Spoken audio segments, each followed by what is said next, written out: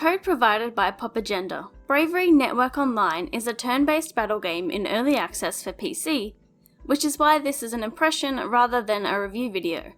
It took me a little longer to make this than it should have, but thankfully in that time, Jeffrey's whistle now actually makes a whistle sound. As far as the story goes, you find yourself awoken in a strange world as a Becca. But more importantly, you have a face not even a mother could love, and you have to fix that. Thankfully, your job as a Becca is to instruct fighters in bravery battles which will earn you enough sway to be able to look at yourself. Bravery battles normally involve 5v5 matches of turn-based combat, with each character only having 3 different moves at their disposal with limited uses.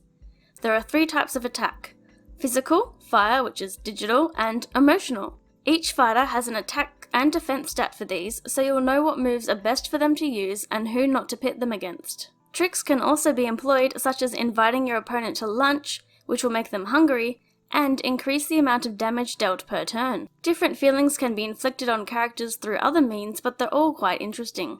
One of my favourites is the guilty feeling that will forfeit any character it's attached to if they knock someone out with an attack. There's no shying around that this game is initially inspired by Pokemon combat, but there are a ton of differences that to me make the fighting much more fun, which is important as it's the entire point of this game. Batteries build up with 5 charges that can be earned through landing attacks, being knocked out, or with particular moves. A full battery can be spent on a parry, which will break the battery but is separate from your move, so you can still attack while parrying. Batteries can also be spent on flourishes, which generally create a critical hit and an extra effect such as inflicting a feeling on the opponent. It's certainly a mechanic not to be ignored. I lost a match down to the last move just because I didn't have a battery left to protect myself. Another great thing is you can see damage estimates and view your opponent's stats, plus once you've witnessed their fighter's ability or equipment, you can view that during the match too. Not only is it great for people that can't dedicate all their brain space to remembering such things, but as characters are extremely customizable, it's necessary. There are a few other mechanics such as character-specific ones or field effects, of which my least favourite to deal with are pop-ups. All moves and effects are deliberate as there's no chance involved in this game. The reason I even knew about this game was because of Code from Code Channel, so you should watch and follow her on Twitch. You can get through any of the single player content with the default team, and honestly it isn't too bad for casual matches either. I actually had to make myself create a team as I love Sailor's awesome team featuring Sailor quite a bit. These immortal beings can make copies of themselves, which is why you sometimes see them fighting a copy of themselves, but there are a ton of colour palettes you can unlock so they at least look a little different. When customizing your team members, you can choose between a couple of unique abilities, change their moves based on their archetype, give them equipment, and edit their stats within a certain range simply with a flick of a slider. When it comes to moves and abilities, they can only equip one new one at a time as they're still uncomfortable, so you'll need to play a few matches with it on. I think this is a good way to incentivize people to play around with their teams more and gives you some progress to work on. Who you choose as your captain will give you a unique captain plan, such as Molly's, which gives old team members moves and extra use. Not only that, but what captain you choose determines how many batteries you bring to a fight, though they always start empty. In terms of equipment, you have necklaces and lockets. Necklaces have a continuous effect, while lockets will use its effect once and then be unusable for the rest of the battle. A popular one is the Gloom Locket, preventing a fighter from taking more than 99 damage at once. As you progress through the tutorial, you'll unlock more fighters and features of the game, eventually bringing you to the point where all that's left to do is fight online or recruit the newest combatant. Thankfully, the single player fights are super fun and come with their own enjoyable moments, and you'll need to fight through these in order to unlock casual online matches or ranked fights. I find the combat really gratifying and dynamic. Playing with others, even when I feel like it's an uphill battle, I can learn a lot from witnessing their strategies. Like how one opponent used Grace's tag-out attack frequently and paired it with Clint's captain plan, giving her and other characters more health back for tagging out.